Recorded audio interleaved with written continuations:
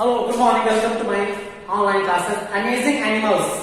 ये टॉपिक पंडित जवाहरलाल नेहरू की autobiography towards freedom से ली गई है और इसमें उन्होंने भारत की अनेक जेलों में आजादी के संघर्ष के दौरान जो समय व्यतीत किया उसको उन्होंने यहाँ पर इस अमेजिंग एनिमल्स में लिखा है। इन जेलों के दौरान उन्हें जो विभिन्न प्रकार के जीव जंतुओं का सामना हुआ वो उसका उन्होंने बेखूबी से वर्णन इस ऑटोबायोग्राफी में किया है।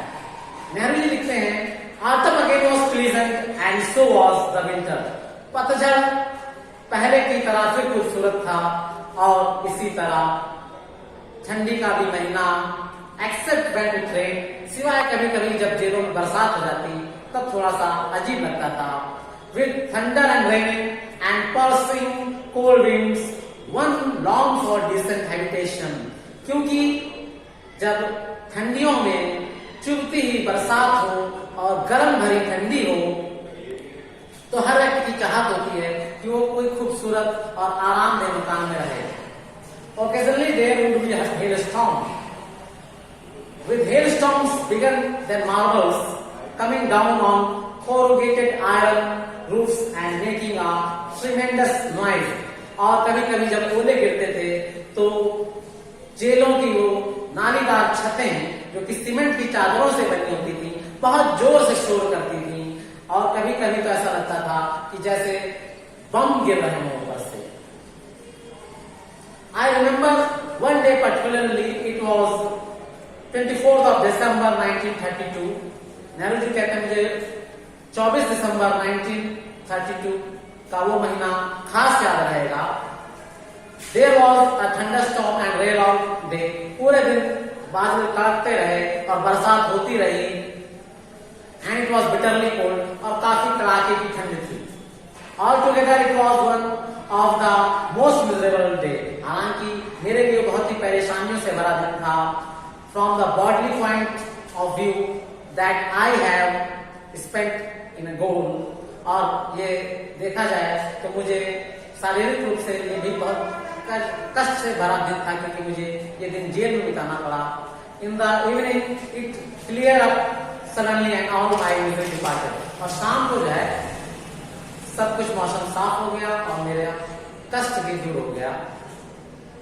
When I saw the neighboring mountains and hills covered with thick of mantle of snow, और मैंने दूर से देखा दूर दराज की जो पहाड़ियां थी बर्फ की चादरों से आच्छादित थी। The next day, Christmas Day, was lovely and clear, और अगला दिन जो कि क्रिसमस का था बहुत ही प्यारा और खूबसूरत था। And there was beautiful view of snow covered mountains, और दूर से ही बर्फ की वो से ढकी हुई वो पहाड़ की चोटियां बड़ी ही खूबसूरत नजर आ रही थी। Prevented from indulging in normal activities, we became more observant of nature's way. Nehru ji कहते हैं जब हमारी सामान्य गतिविधियों को रोक दिया जाता है तो हम प्रकृति की तरफ और अधिक खींचे चले जाते हैं। We also watched the various animals and insects that came our way. जेल में हम लोगों का समय होता है और कोई सामान्य काम नहीं कर पाते हैं तो हम वहां पर जो कीड़े और मकोड़े होते हैं हमारा ध्यान उनकी ओर खींचा चलाता है। As I grew more observant, I noticed all manners of insects living in my cell or in little yard outside. और जब मैं और अधिक बारीकी से निरीक्षण करने लगा तो मैंने अपने जेल में रहने वाले सभी कीड़े मकोड़े जो कि छोटे थे जो बाहर से आते थे उनकी ओर मेरा ध्यान चला गया। I realized that while I complained of loneliness, that yard which seemed empty and deserted was teeming with life. और मुझे तब एहसास हुआ कि मैं अपने जीवन में अकेलेपन की शिकायत करता था जबकि वो जेल जिसको मैं खाली और वीरान समझता था वास्तव में कीड़ों से और मकोड़ों से भरी हुई थी। All this creeping or crawling with flying insects, और ये सभी रेंगने और चलने वाले और उड़ने वाले कीड़े lived their life without interfering with me in any way. अपनी खुद की जिंदगी जीते थे बिना मेरे किसी काम या मेरे किसी भी कार्य में हस्तक्षेप किए हुए।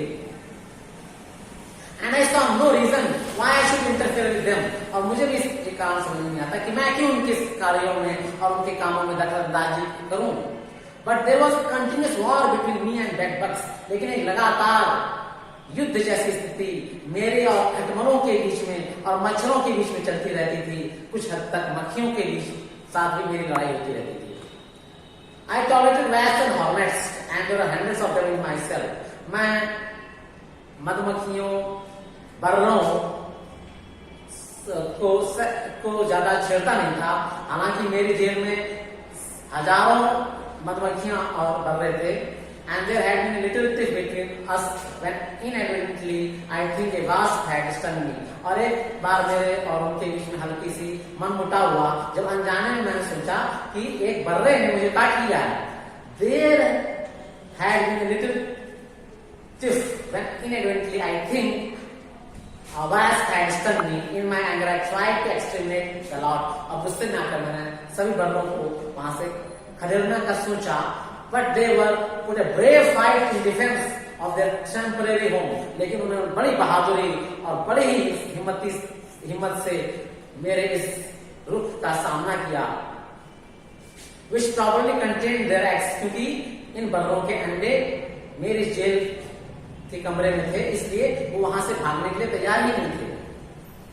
I decided and decided to leave them in peace if they did not interfere with me anymore. I did not like bats. मुझे चमगादड़ बिल्कुल पसंद नहीं थे।